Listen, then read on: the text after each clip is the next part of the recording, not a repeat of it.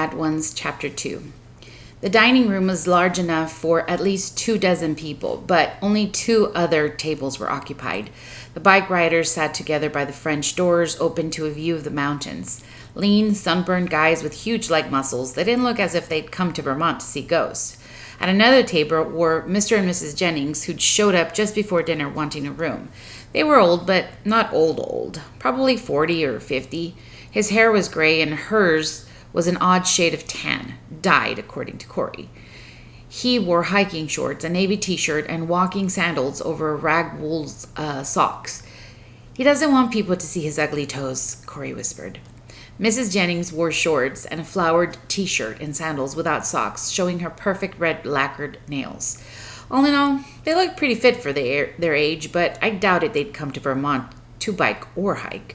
Corey guessed they were antique collectors in search of rusty farm tools to put in their flower gardens. And then we noticed they were reading Haunted Inns of Vermont. Grandmother pointedly ignored their taste in literature, but Corey kicked me under the table to make sure I'd noticed. As promised, the grim and silent Mrs. Brewster produced a great meal. Spicy chicken served on rice with some vegetables. I shoved aside a basket of freshly baked rolls and a salad. A blonde with a freckled nose served us. She looked about 16, I thought. Probably in high school. She was really cute, just the kind of girlfriend I hoped to have someday. "Tracy," Grandmother said, "these are my grandchildren, Travis and Corey. They'll be here all summer." Smiling at us, she added, "I don't know what I'd do without Tracy. She serves meals, washes dishes, and keeps the inn clean and tidy." "You'll love it here." Tracy leaned a little closer to Corey and me. "The inn's supposed to be haunted, but so far I haven't seen a thing. Kind of disappointed, actually. I was hoping to have some scary stories to tell when I go back to school." Grandmother shook her head. "I thought you had better sense." "I know you don't believe in ghosts, Mrs. Donovan," Tracy said, "but you can't prove they don't exist." "Well, you can't prove they do exist either," Grandmother pointed out. "Well, why not give them the benefit of the doubt?" Corey asked. "It makes things more interesting." "That's enough silly talk." Grandmother frowned at Corey's plate. "Eat your dinner before it gets cold."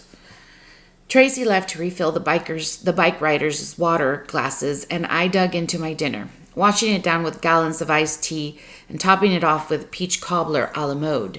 Except for the vegetables, it might have been the best meal I'd ever eaten. Corey ate most of hers, which was amazing.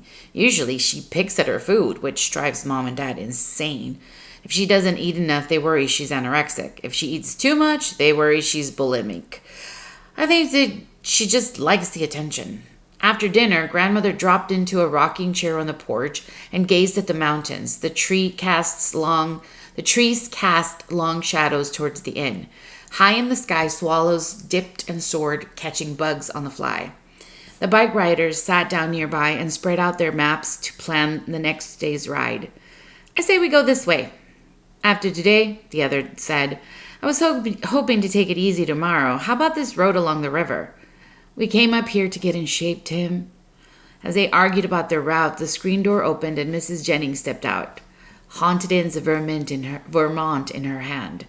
"Excuse me, Mrs. Donovan," she said, "but my husband and I read about Fox Hill in this book. We were just wondering." Grandmother smiled and shook her head. "I'm sorry to disappoint you, but no one has seen a ghost here for at least 3 years. Maybe they took their little ectoplasmic selves down to North Carolina with the former owners." Mrs. Jennings sighed.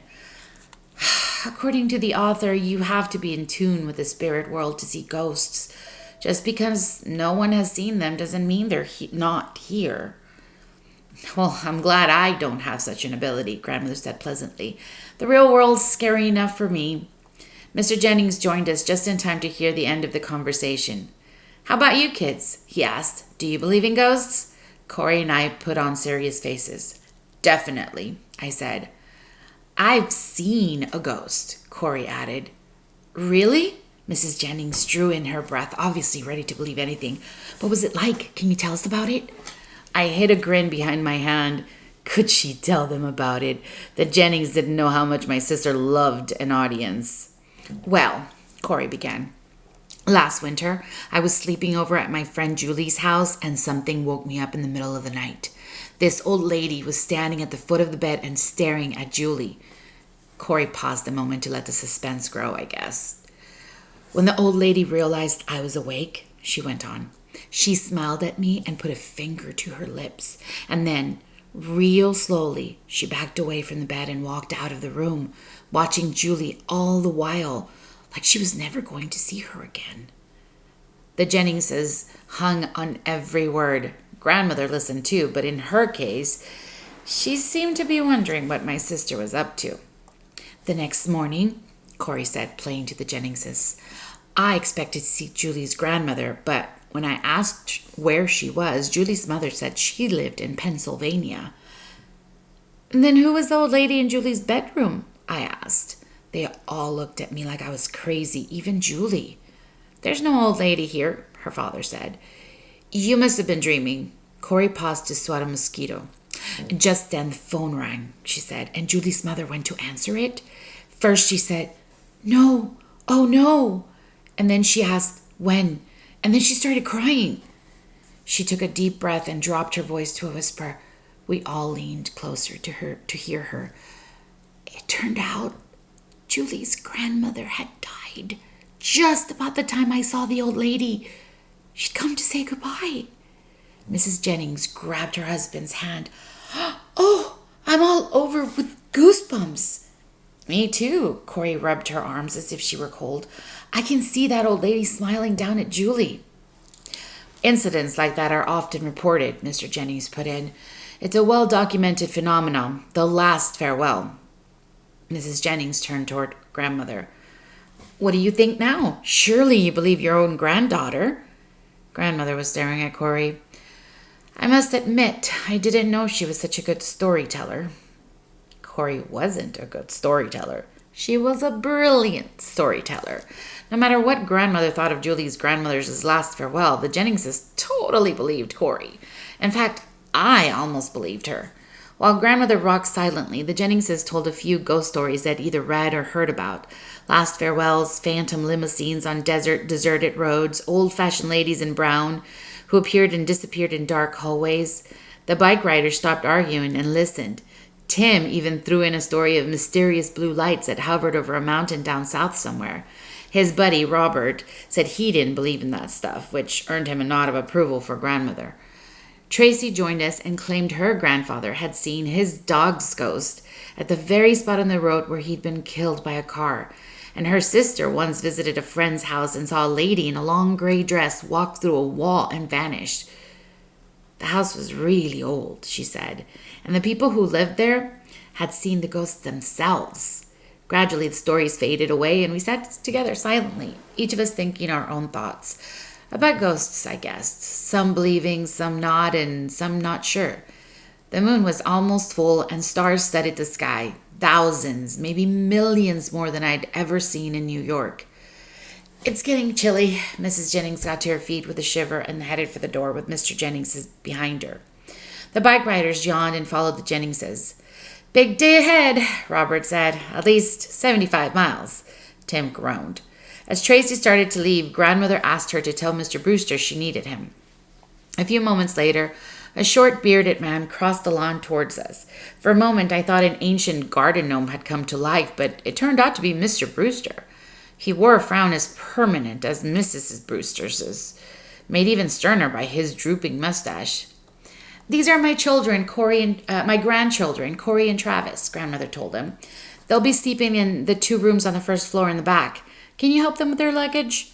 Mr. Brewster got our suitcases from the truck and carried them inside as if they were packed with feathers instead of books and shoes and clothes that weighed a ton. Like Mrs. Brewster, he didn't say a word to anyone, just sort of grunted in an acknowledgement of grandmother's request. Henry's a bit taciturn, grandmother said, but he totes luggage up and down the steps, fixes everything that breaks, and keeps the grounds in shape. In some ways, the 2 of them run the place. She laughed as if the Brewsters were lovable characters in a sitcom, but I thought it would be annoying to depend on such cranky people. We followed her and Mr. Brewster through the kitchen and into an annex built onto the back of the inns. This used to be the servants' quarters, grandmother said, but the Cornells made it into a modern apartment for themselves. At the end of a hallway, Mr. Brewster set our luggage down and walked away without a word. Grandmother opened the doors to two small identical rooms. I meant to paint the walls and hang new curtains, but somehow I never got around to it. The season started with a dozen bicycles and then a busload of senior citizens, which was good for business, but took all my time. It's great, I said. A bed, a bureau, a table, a chair, and a lamp. What more do I need? Corey nodded. You should see the cabin I had at camp last summer. 4 bunk beds, 8 girls, and an outhouse a mile away. Grandmother smiled and excused herself. It's been a long day. If you two don't mind, I'll go to bed and leave you to unpack. As soon as she left, I followed Corey into her room, almost identical to mine. Where did you come up with that granny story? I saw it on a TV show about ghosts. The Jenningsons really ate it up, didn't they? Are you thinking what I'm thinking? Corey grinned. Ghosts are about to reappear at the inn, she said. In fact, I predict the Jenningsons will have their own experience with the supernatural before they leave. They'll go home and tell other people, I said, who'll come to the inn hoping to see ghosts. They won't be disappointed. Soon, Fox Hill will be booked up every night, Corey went on. Grandmother will have to turn people away. They'll camp out in the yard. They'll look in the windows. There'll be a traffic jam from here to Burlington. The Learning Channel will send a team of psychics and ghost hunters. We'll be on the evening news. Anderson Cooper will do a week-long special on CNN. Someone will write a book like the Amityville Horror. It'll be a bestseller. They'll make a movie out of it, and we'll star in it. We'll be famous. By this time, we were shouting and laughing and jumping on Corey's bed. Travis, Grandmother shouted from the doorway. Corey, what on earth is all this ruckus? We tried to stop laughing. We were just fooling around, I said, while Corey hiccuped hysterically. Well, please calm down, Grandmother said. You'll disturb the guests. That made Corey and me laugh again. Grandmother had no idea how disturbed the guests were going to be. It's almost 10 and you haven't even started unpacking, she said with a frown. At the risk of sounding like a camp counselor, I suggest you save that task for tomorrow, put on your pajamas, and go to bed. We're sorry, I said, making a real effort to sound sincere, but I hadn't quite gotten the laughter out of my voice. Don't be mad, she added, faking much better than I had. We're just so excited to be here. I guess we got carried away. Grandmother came into the room and gave us a kiss. I'm not mad, just tired. Now settle down and go to sleep. After she left, I went to my room and put on my pajamas. When I tapped on Corey's door, she said, Come in. Still wearing her shorts and t-shirt, she was rummaging through her suitcase, scattering clothes everywhere. At last, she found what she was looking for. She held up a white nightgown and swirled it in front of me. At breakfast, I'll tell the Jenningses I saw a ghost in a long white dress flitting around under the trees like the ghost of the Haunted Inns book. How do you know they'll believe you? They believed the granny story, didn't they? Corey smoothed the gown. People like the Jenningses are easy to fool because they want to see ghosts. You don't have to convince them. They already believe. All I have to do is go outside tomorrow night wearing this, and they'll think they're seeing a real ghost. But won't they recognize you? Corey sighed the way she always did when she thought I was too stupid to be her brother.